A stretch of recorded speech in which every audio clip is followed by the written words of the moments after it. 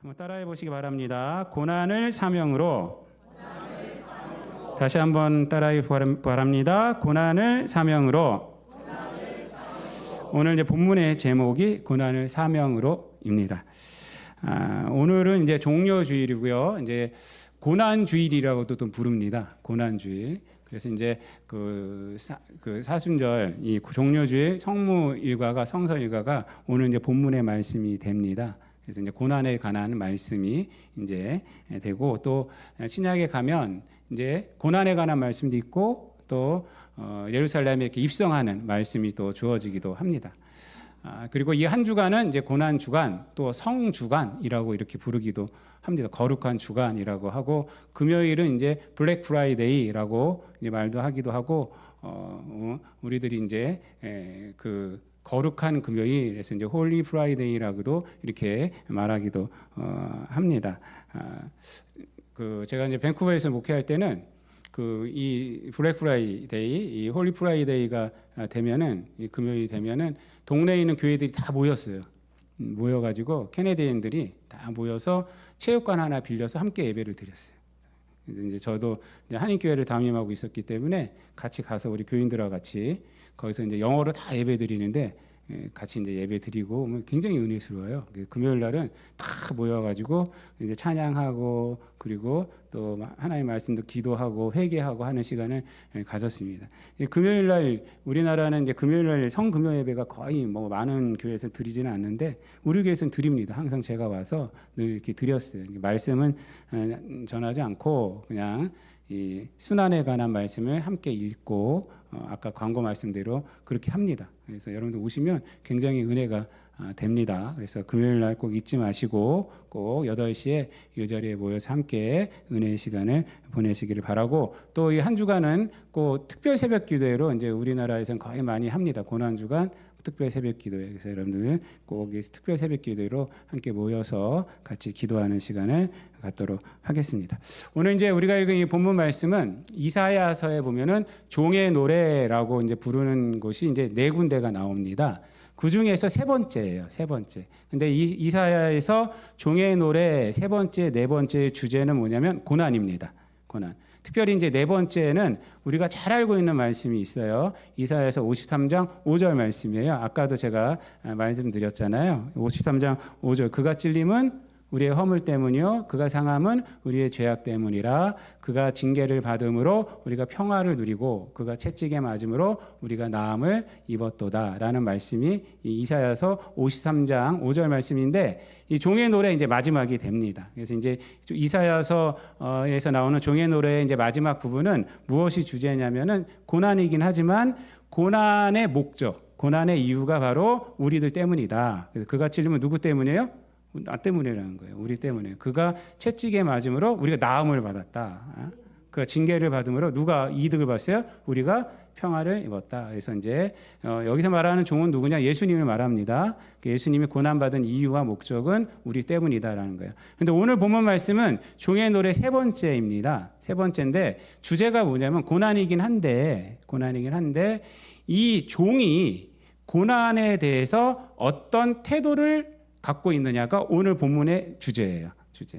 그러니까 네 번째 종의 노래는 고난의 이유와 고난의 목적이 무엇이냐가 그것이고, 오늘 본문 말씀은 고난이 주제이긴 하지만 고난을 바라보는 종의 그 시선, 고난을 어떻게 이해하고 있는가, 그것이 바로 오늘 본문의 내용이 됩니다. 그래서 오늘 본문을 통해서 우리는 무엇을 알 수 있냐? 예수님이 고난을 어떻게 생각을 했는가, 그것을 알 수가 있고, 그렇다면 우리 믿는 자들은 어떻게 또 살아가야 할까까지 우리가 생각할 수가 있습니다. 오늘은 그것을 보고 은혜를 나누려고 합니다.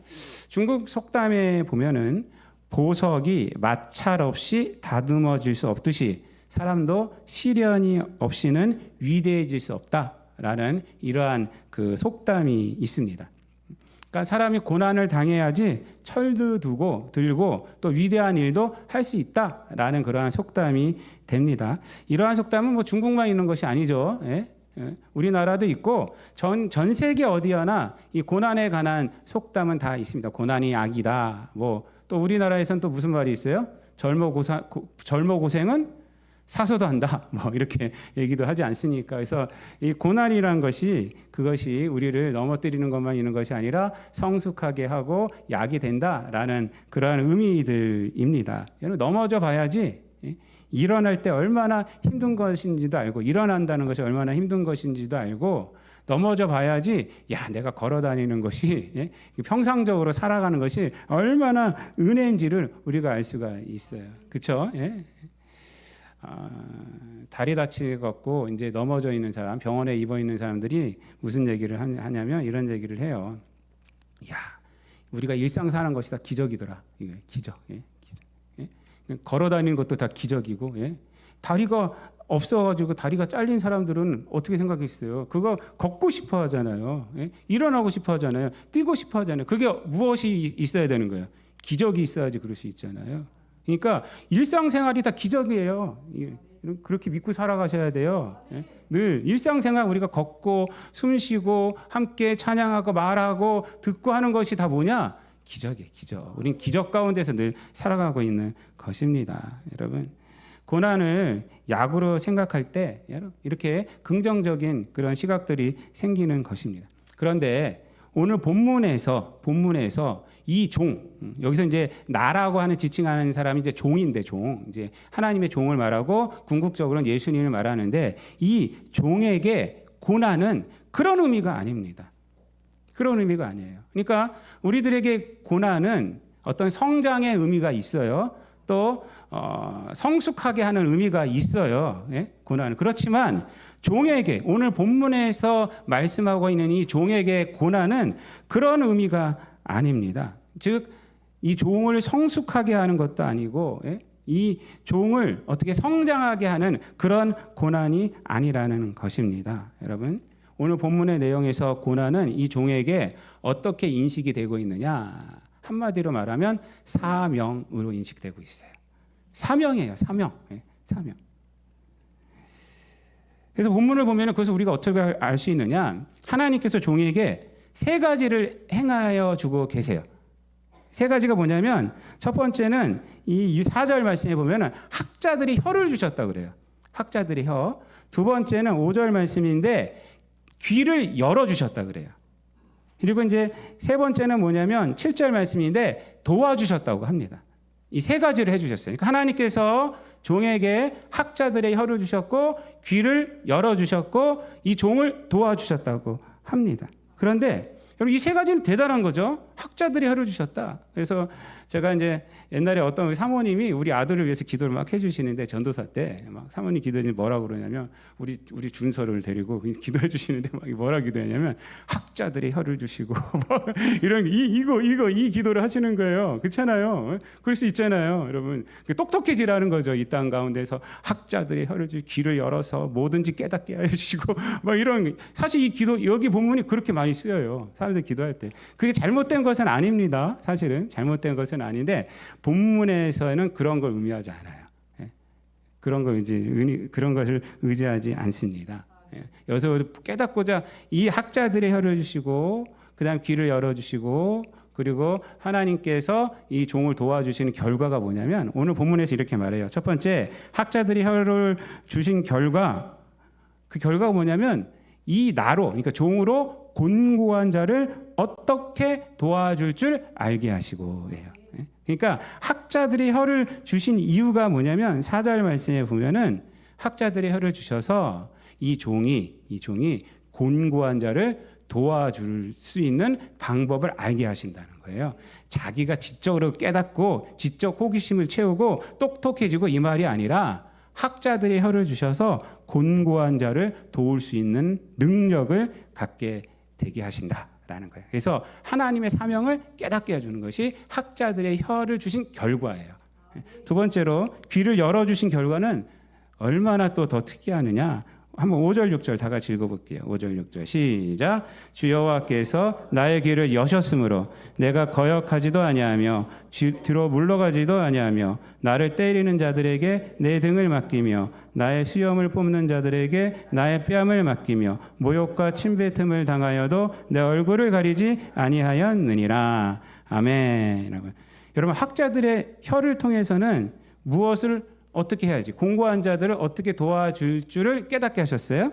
근데 귀를 열으셔서는 뭐냐면 그것을 기꺼이 순종한다는 거예요. 근데 그 순종의 내용이 뭐냐면 고난이에요. 고난. 그래서 귀를 열어주셔서 어떻게 되느냐, 자기를 때리는 자들에게 등을 맡길 수 있게 되는 거예요. 예? 자기에게 모욕의 침을 뱉는 자들에게 얼굴을 댈 수 있게 하는 거예요. 예? 이게 귀를 열어주셨다는 것의 결과예요. 결과. 그리고 하나님께서 종을 도와주셨다 그래요. 도와주셨다 그래요. 그 도와준 결과가 뭐냐면 7절 말씀 다 같이 읽어볼게요. 시작. 주 여호와께서 나를 도우심으로 내가 부끄러워하지 아니하고 내 얼굴을 부싯돌같이 굳게 하였으므로 내가 수치를 당하지 아니할 줄 아노라. 아멘. 여러분, 이 말씀의 마지막에 보면 수치를 당하지 않는다 그러는데, 이 말씀은 뭐냐면 수치를 당하지 않는다는 것이 그 여호와의 종을 하나님께서 도와주셔서 수치가 저 사람으로부터 실질적으로 당하지 않게 한다는 것이 아니라 수치를 당함에도 불구하고 그 수치에 반응하지 않게 한다는 거예요. 그렇게 한다. 그래서 그 앞에 보면 뭐라고 그래요? 얼굴을 부싯돌같이 굳게 하셨다 그래요. 이게 쉽게 말하면 뭔 철면피가 되게 하셨다 이 말인데, 여기서 말하는 철면피, 부싯돌같이 굳게 했다는 것은 뭐냐면요, 그가 마주하는 고난, 마주하는 수치, 마주하는 반대, 마주하는 조롱에도 불구하고 전혀 흔들리지 않게 하셨다는 거예요. 이게 하나님께 도와주신다는 거예요. 하나님께서. 그러니까 아무리 상대에서 나를 조롱하고 나를 비판하고 나에게 무엇을 해도 그것에 대해서 똑같이 반응하지 않는다는 거예요. 그래서 얼굴을 굳게 하셨다. 그것에 대해서 철면피가 되게 하셨다라는 거예요. 뭐 우리가 생각하는 철면피, 뭐 바늘로 찔러도 뭐죠? 그게 피가 한 방울 안 나는 그런 사람이 아니라, 그런 사람이 아니라 아무리 누가 반대하고 아무리 조롱을 해도 그것에 흔들리지 않는다는 거예요. 흔들리지 않고 그 길을 꿋꿋이, 하나님 주신 소명의 길을 꿋꿋이 그렇게 걸어갈 수 있게 하나님이 도우신다는 거예요. 이게 하나님이 도우심의 결과라는 것입니다. 여러분, 이 세 가지를 통해서 우리가 알 수 있는 것이 무엇입니까? 이 종에게 고난은 무엇으로 다가오는 거예요? 사명으로 다가오는 거예요. 사명. 고난은 사명이다. 사명이라는 게 뭐예요? 삶의 이유이고 삶의 목적이다라는 거예요. 삶의 목적. 종에게. 여기서 말하는 종은 다름 아닌 누구냐? 바로 메시아를 말하고 예수님을 말을 합니다. 그리고 여기서 말하는 고난의 핵심은 뭐냐면 예수님이 지시는 십자가를 의미합니다. 예수님에게 십자가는 뭐였어요? 삶의 이유이고 삶의 목적이었습니다. 예수님은 결코 십자가를 피하지 않으셨습니다. 늘 십자가를 항상 마주하셨어요. 사람들이 시기, 질투, 고발하고 예수 그리스도를 못 살게 굴어도 예수님은 어떻게 했어요? 거기에 전혀 똑같이 반응하지 않으셨어요. 오히려 거기에 마주하시고 거기서 십자가를 그냥 달게 지셨습니다. 그러니까 오늘 본문 말씀처럼 채찍을 때려도 등을 맡기셨고 모욕의 침뱉음을 받아야도 다 당하셨고, 그리고 어떻게 하셨어요? 십자가에 달려서 못 박히심을 당하셨다는 것입니다. 누가 뭐라 그래도 얼굴을 부싯돌처럼 굳게 하시고 십자가의 길을 걸어가신 분이 누구냐? 바로 예수님이라는 것입니다.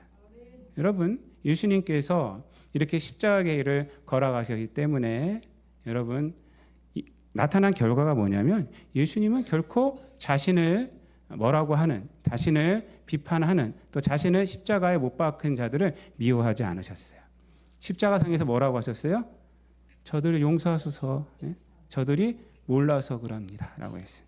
자신에게 고난을 주는 사람들이지만 고난이 삶의 이유였고 삶의 목적이었으니까 고난을 주는 사람이 밉지가 않은 거예요. 왜요? 고난이 삶의 이유고 삶의 목적이고 십자가가 삶의 목적이기 때문에 그렇습니다. 여러분 김수환 추기경 아시죠? 김수환 추기경은 돌아가셨을 때 온 국민이 다 슬퍼했어요. 이분은 종교계를 떠나서 다 존경받던 분이 바로 이 김수환 추기경입니다. 이분이 떠나가셨을 때 그를 가까이 여섰던 분들은 그분의 삶을 한마디로 뭐라 그랬냐면 바보처럼 살았던 사람입니다. 이렇게 얘기를 했어요. 그래서 김수환 추기경은 그의 이론이 뭐냐면 바보론이에요. 바보론. 이 바보론이란 것은요, 무지하고 어리석게 살아가는 것이 아닙니다. 누구보다도 총명하고 누구보다도 지혜롭고 그렇게 살아가되 그 총명과 지혜로 자신을 위해서 살아가지 않고 타자를 죽이고 이용하지 않고 타인을 살리며 살아가는 것이 바로 이 바보론이 됩니다. 여러분, 누가 뭐라 그래도 그냥 다 수용하는 거예요. 여러분, 그렇다고 또 바보처럼 살아가라고 해서 사회의 불의나 개인의 약함을 인정하고 저항하지 말라는 것도 아닙니다. 바보처럼 살아가는 사람들이 강한 거예요, 여러분. 사실은요, 바보처럼 살아가는 사람들이 사회의 불의와 개인의 약함에 저항할 수 있는 거예요. 세상에서 지혜롭다고 하는 사람들은 저항할 수 없어요.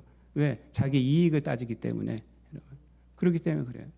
오히려 바보처럼 살아가는 사람들이 진리 위에 있기 때문에 강하게 살아갈 수가 있는 것입니다. 여러분, 성도들은 세상에 살아가면서 저는 늘 그렇게 얘기해요. 좀 헐렁한 사람이 되라.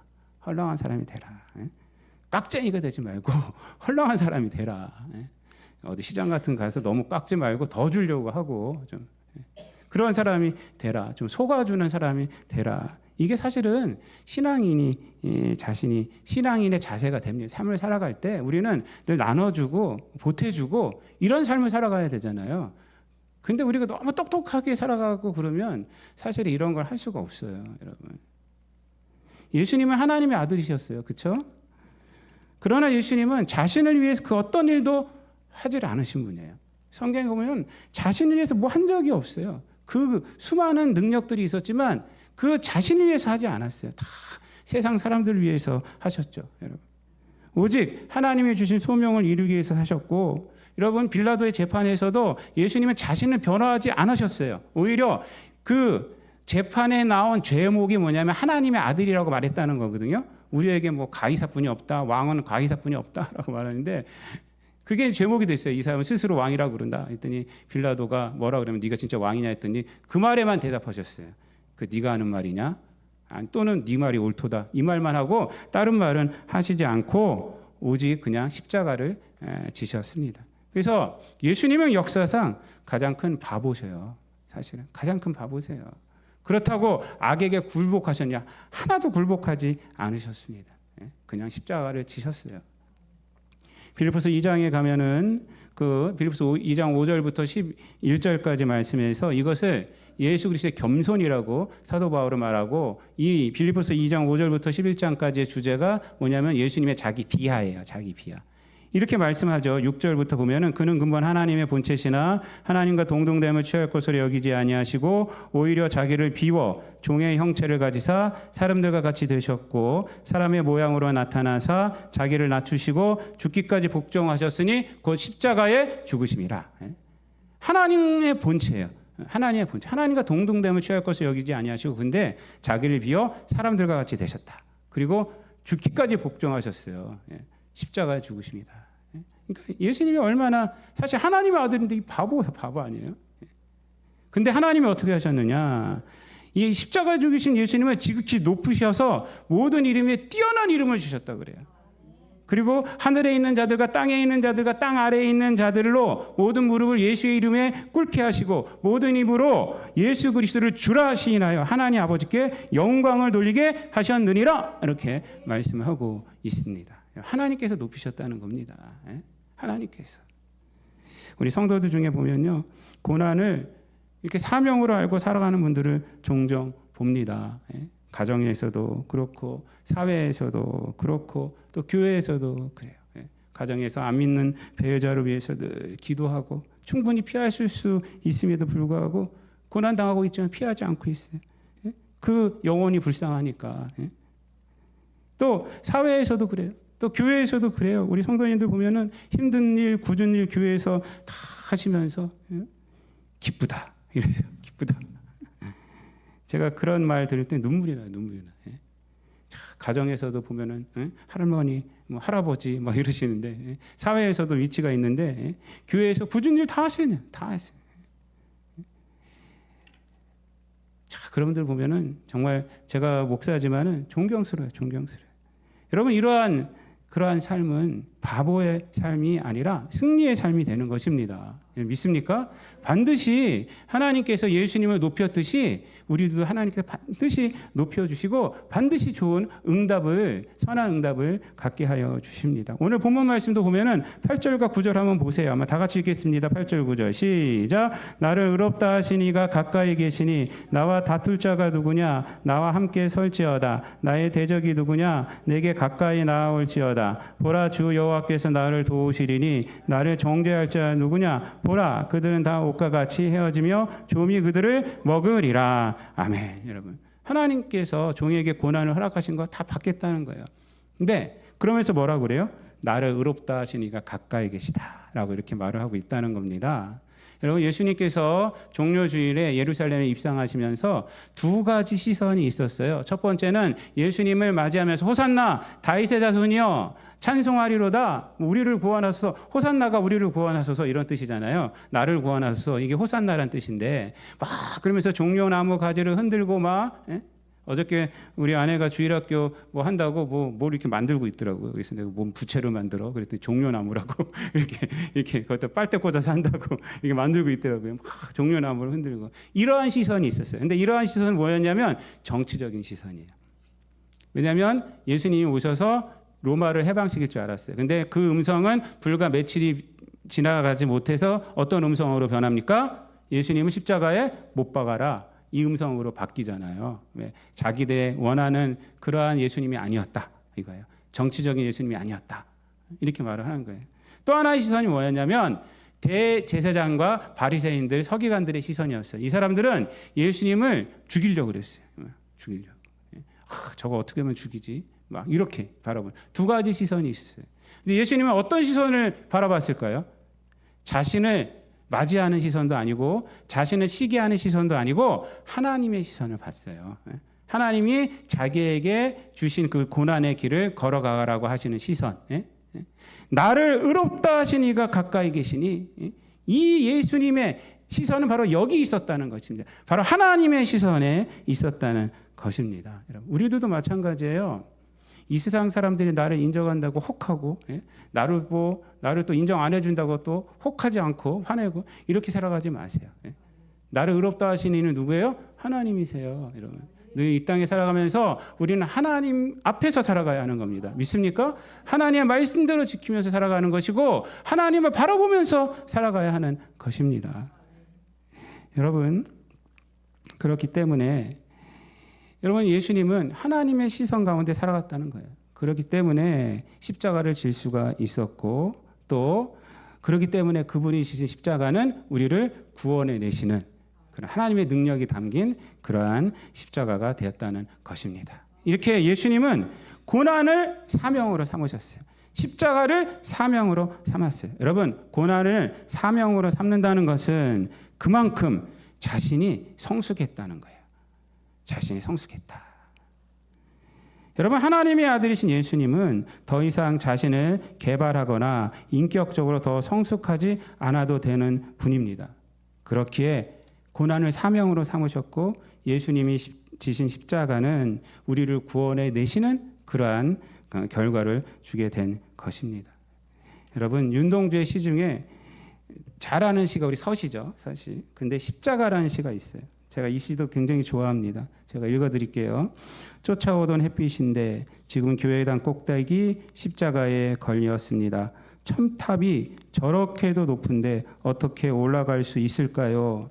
종소리도 들려오지 않는데 휘파람이나 불며 서성거리다가 괴로웠던 사나이 행복한 예수 그리스도에게처럼 십자가가 허락된다면 모가지를 들이우고 꽃처럼 피어나는 피를 어두워가는 하늘 밑에 조용히 흘리겠습니다. 이게 십자가라는 시입니다. 여러분, 제가 이 시를 굉장히 좋아해요. 이 시는 조국의 암담한 현실 가운데서 이 윤동주가 사실 목사님 아들이잖아요. 윤동주가 신앙이 있는 사람이에요. 신앙이 있는 사람. 거기서 예수 그리스도의 십자가 고난을 다시 한번 본 거예요. 그러면서 이 시는 이제 암담한 현실도 노래하지만 지금 윤동주가 이 시를 통해서 나타내고 있는 것이 뭐냐면 예수님이 부럽다는 거예요. 예수님이 부럽다. 예수님이 부럽다. 그래서 괴로웠던 사나이 행복한 예수 그리스도에게처럼 십자가가 허락된다면, 자기에게도 그런 것이 허락된다면, 그 고난이 허락된다면, 세상 사람들을 구원할 수 있는 그 고난이 나에게도 허락된다면 기꺼이 모가지를 들이우고 꽃처럼 피어나는 피를 어두워가는 하늘 밑에 조용히 흘리겠다라는 거예요. 지금 윤동주가 지금 말하고 있는 것은 뭐냐면 그 고난, 예수 그리스도의 고난 나도 당하고 싶다 이 말이에요. 그 고난, 그 거룩한 고난. 예수 그리스도 고난 당하심으로 인류를 구원했잖아요. 내가 고난 당함으로 우리나라가 구원받는다면 내가 기꺼이 피를 흘리겠다. 그 고난을 내가 사명으로 삼겠다라는 것입니다. 여러분, 인생에서 고난 당하기 바라는 사람이 어디 있겠습니까? 어떻게 해서든지 고난 피하고 싶잖아요. 어려움을 피하고 싶잖아요, 여러분. 그런데 윤동주에게 예수님의 십자가의 고난이 부러웠던 거예요. 그게 부러웠던. 여러분, 이게 신앙인입니다. 여러분, 성도들도 마찬가지예요. 예수 그리스도의 고난이요, 은혜로만 있으면 안 돼요. 물론 은혜죠, 은혜. 우리를 구원하신 은혜죠. 근데 그 고난은 우리에게 사명이 돼야 돼요, 여러분. 그냥 은혜로만 머물러 있으면 안 돼요, 여러분. 성도는 은혜 그 다음에 그 고난이 사명이 돼야 돼요. 예수님에게 오늘 본문 말씀이 그겁니다. 이 종에게 고난이 사명이라는 거예요. 인생의 이유고 인생의 목적이 고난이라는 거예요, 고난. 예수님이 그렇게 하셨다는 거예요. 여러분, 히브리서 13장 12절 13절 말씀도 제가 굉장히 좋아해요. 이 12절 말씀은 이렇습니다. 그러므로 예수도 자기 피로써 백성을 거룩하게 하려고 성문 밖에서 고난을 받으셨느니라. 이 말씀은 뭐냐면 예수님이 성문 밖에서 십자가에서 피 흘려서 우리를 구원해 주셨다는 거예요. 이게 이제 12절 말씀이에요. 13장 12절. 13절 말씀이 뭐라고 그러냐면 이렇게 말합니다. 그런즉 우리도 그의 치욕을 짊어지고 영웅 밖으로 그에게 나아가자. 이렇게 말해요. 이 결단이에요. 예수님이 우리를 구원해 주시기 위해서 영문 밖에서 십자가들로 죽으셨잖아요. 그래서 우리가 구원받았어요. 은혜 됐어요. 그럼 그 다음에 무엇을 해야 되느냐? 우리는 그 은혜를 통하여서 우리도 그 고난이 사명이 돼야 한다는 거예요. 그 고난이 사명이 돼야 한다는 거예요. 그래서 우리도 그의 치욕을 짊어져야 돼요. 영웅 밖으로 예수님께 나아가자 이거예요. 그의 고난을 짊어지고 이 땅 가운데 살아가자라는 거예요. 십자가의 그 고난이, 예수님의 고난이 은혜만 되는 것이 아니라 우리에게 사명이 돼야 한다는 것입니다. 여러분, 오늘 본문 말씀이 그거 아닙니까? 종에게 고난은 뭐였냐? 사명이에요. 학자들의 혀를 주셔서 어떻게 도와줄 깨닫게 하시고, 귀를 열어주셔서 어떻게 했어요? 채찍질하는 자들을 도망가지 않고 물러서지 않고 등을 대게 하시고, 하나님께서 그를 도와주셔서 철면피가 되게 해주셨어요. 부싯돌처럼 얼굴을 굳게 해서 상대방이 예수님을, 종을 계속 고발하고 수치스럽게 하지만 그것을 수치로 여기지 않게 하셨다. 그걸 도와주는 거예요. 하나님이 그걸 도와주는 거예요. 그걸 견딜 수 있도록, 십자가를 질 수 있도록 도와주게 하셨다. 이 종에게 고난은 뭐예요? 소명이고 사명이었다는 것입니다. 말씀을 마치겠습니다.